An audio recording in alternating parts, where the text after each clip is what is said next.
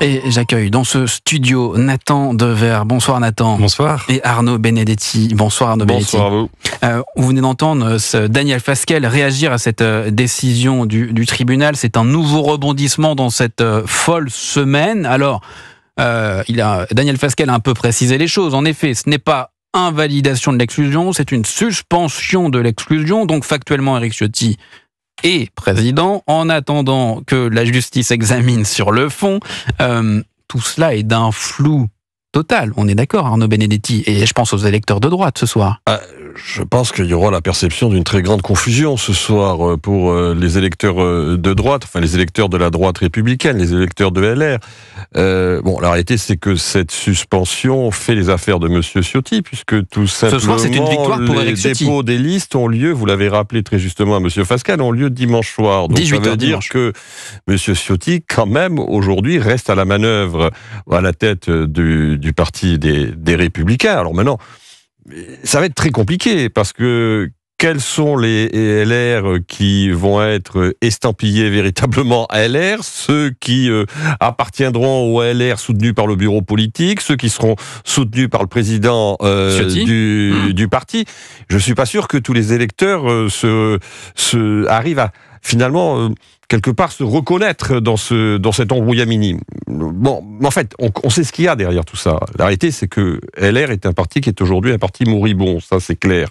C'est un parti qui n'a jamais réussi depuis 2017 à sortir de l'étau dans lequel il se retrouve entre d'un côté le bloc central, le bloc macroniste, qui a récupéré une partie des sensibilités politiques de ce qu'on appelait à l'origine l'UDF et le RPR, notamment le centre droit, et puis de l'autre côté, le Rassemblement national qui lui a, pour une grande part, siphonné une partie de cet électorat. D'ailleurs, on peut considérer que le bloc central a plus siphonné les cadres de LR et le Rassemblement national plutôt l'électorat.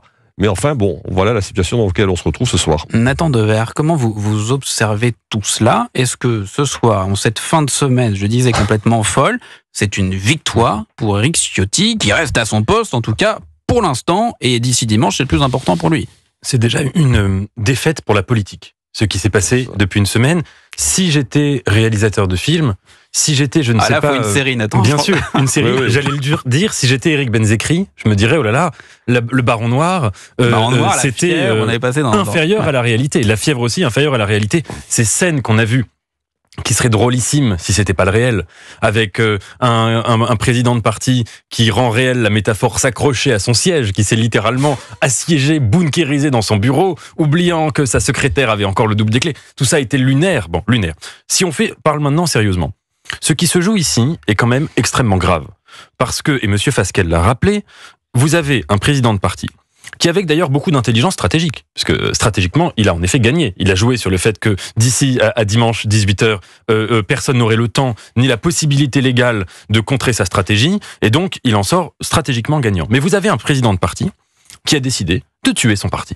C'est-à-dire de tuer le fait que son parti a toujours été représenté, enfin son parti ou les ancêtres, par la grande parole de Jacques Chirac, qui a toujours refusé de faire la moindre alliance, quel qu'en soit le prix politique, avec ce qu'il appelait les forces de l'extrémisme, son célèbre discours où il dit tout dans l'âme de la France, dit non à l'extrémisme. Même Nicolas Sarkozy, qui a pourtant, de la méthode Buisson, était de reprendre un certain nombre d'idées du Rassemblement national, même Nicolas Sarkozy a toujours été fidèle à ça. Et pour l'instant, Nicolas Sarkozy n'a pas encore pris la parole.